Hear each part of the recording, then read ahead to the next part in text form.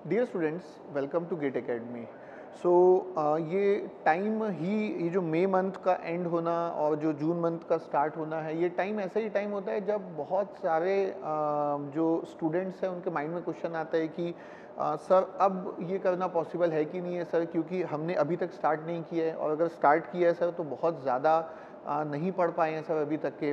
तो सर, और हम एक एवरेज स्टूडेंट भी हैं, तो सर ये जो इतना बचा हुआ टाइम है गेट एग्ज़ाम क्योंकि फेब में होगा, तो क्या ये पॉसिबल है? तो मेरा आंसर है yes, it is definitely possible. लेकिन पहला क्वेश्चन ये है कि आपका स्टेटमेंट क्या है?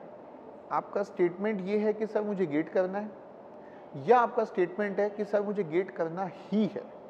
तो ये एटीट्यूड है जो कि बहुत इम्पॉर्टेंट है, क्योंकि ये डिसाइड करता है कि आप कितना करना चाहते हैं, कितनी आपकी विलिंगनेस है, आपके अंदर कितनी आग है।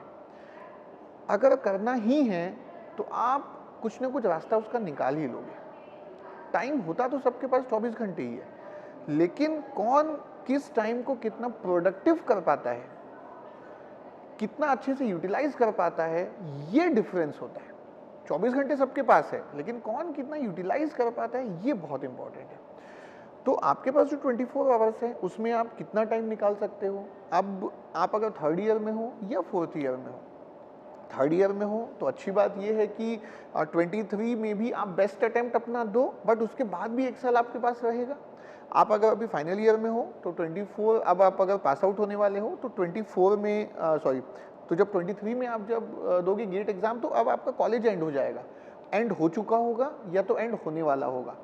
तो आपके पास कोई कॉलेज का कोई भी टाइम वाला चक्कर नहीं रहेगा, और आप फ्री हैं अपने 24 घंटे को अपने अकॉर्डिंग यूटिलाइज करने के लिए। जो कॉलेज गोइंग भी हैं अभी थर्ड ईयर में, उनसे भी मैं बोलूँगा कि आप भी मैक्सिमम टाइम ही निकालिए। बट अगर किसी का कॉलेज अभी कोई पास आउट होने ही वाला है तो उसके पास तो लिमिटेशन ही नहीं है, he can do anything what ever he wants. 24 घंटे वो अपने अकॉर्डिंग प्लान कर सकता है। अब सर करेंगे कैसे? ठीक है सर, हम करना तो चाहते हैं सर, एकदम सर आप जैसे बोल रहे हैं कि करना ही है वाला एटीट्यूड है सर, वैसे ही हमारा एटीट्यूड, आप बस थोड़ा सा गाइड कर दीजिए सर कैसे करना है। तो पहली बेसिक चीज़ होती है कि कंटेंट आपके पास अच्छा होना ही चाहिए। इसमें तो कोई डाउट ही नहीं है कि बिना अच्छे कंटेंट के आप गेट कैसे क्रैक करेंगे। आप कितनी भी एटीट्यूड हो, कितना भी विलिंगनेस हो, without the content that is the foundation, that is the base of your preparation, उसके बिना आप नहीं कर पाओगे। कंटेंट बहुत इंपॉर्टेंट है। कंटेंट के बाद आता है कि सर हम एक बार पढ़ाई तो कर लेते हैं सर, लेकिन वो माइंड में नहीं रहता है सर, वो निकल जाता है सर। हम सेकेंड टाइम जब 2 महीने बाद करते हैं तो समझ में नहीं आता है। इसका आंसर है कि आपको रिवीजन बहुत ज़्यादा करना होगा। जो आप पढ़ रहे हैं उसको रेगुलरली करना होगा। आप याद कीजिए ना, जब आप बहुत ही बचपन में ABCD भी पढ़ते थे तो एक बार में ABCD से लेकर Z तक याद नहीं हुआ था, है ना? और A for Apple, B for ball, ऐसा करके Z तक आपको याद नहीं हुआ था।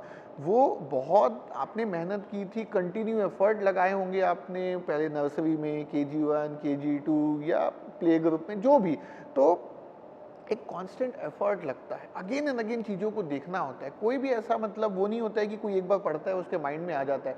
हर कोई मेहनत करता है। आपको बहुत लोगों की मेहनत हो सकता है दिखती नहीं होगी, आपको लगता होगा कि यार ये तो एक बार में पढ़ता है याद हो जाता है, बट ऐसा होता नहीं है।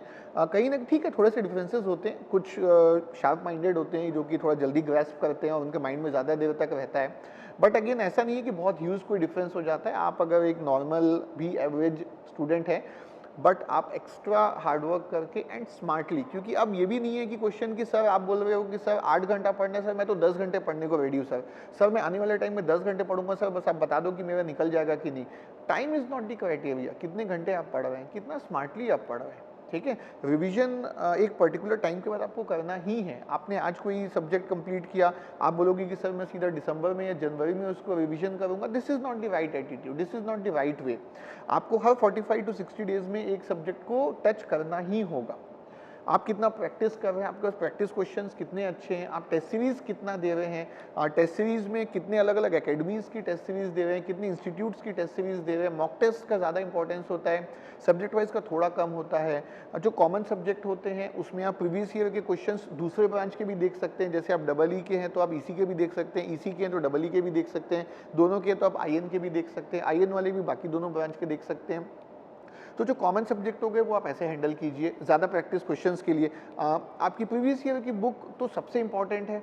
तो आपकी प्रीवियस ईयर की बुक बहुत ज़्यादा इंपॉर्टेंट है, तो वो आप कितने अच्छे वे में करते हैं। ऐसा नहीं कि सर मेरे को तो याद हो गया, याद होना इज़ नॉट द थिंग, कैसे बना, अप्रोच कैसे किए। अगर वैसा ही क्वेश्चन थोड़ा सा स्लाइटली आपको मॉडिफाई करके गेट एग्जाम में दे दिया जाएगा तो आप कैसे बना पाओगे। मीन्स कंटेंट, आपका कंटेंट रेडी होना, revisions, previous year questions, test series और लास्ट के 1 मंथ को यूटिलाइज करना, ये सारे फैक्टर्स होते हैं। सो बाकी फैक्टर्स की हम बाद में बात करेंगे। अभी आपके पास एक अच्छा कंटेंट होना चाहिए, आप कंटेंट कंप्लीट करना स्टार्ट कीजिए, रिवीजन कंटिन्यू रखिए, डेली पढ़ने से पहले पिछले दिन का एक बार पढ़िए, पूरा सब्जेक्ट चैप्टर खत्म होने के बाद एक बार चैप्टर का रिवीजन कीजिए, पूरा सब्जेक्ट खत्म होने के बाद सारे चैप्टर्स का रिवीजन कीजिए। इस वे में आप आगे बढ़िए, है ना, इस वे में आप आगे बढ़िए और टाइम टू टाइम मॉडिफाई करना होगा अपनी स्ट्रैटेजी को। आज अगर 8 महीने बचे हैं तो हमारा स्पीड और स्ट्रैटेजी अलग होगा, कुछ दिन बाद 4 महीने बचेंगे तो हमारा स्ट्रैटेजी और स्पीड अलग होगा। तो उसकी बात हम करते रहेंगे, बट पहली चीज़ जो मैंने क्वेश्चन से स्टार्ट किया था, गेट करना है या गेट करना ही है sir, this is the thing you have to decide and then anything is possible. मेहनत तो करना पड़ेगा, सबको करना पड़ेगा, किसी को थोड़ा कम, किसी को ज़्यादा, बट अच्छा खासा मेहनत सबको करना होगा, ठीक है। तो I wish you all the best, thank you.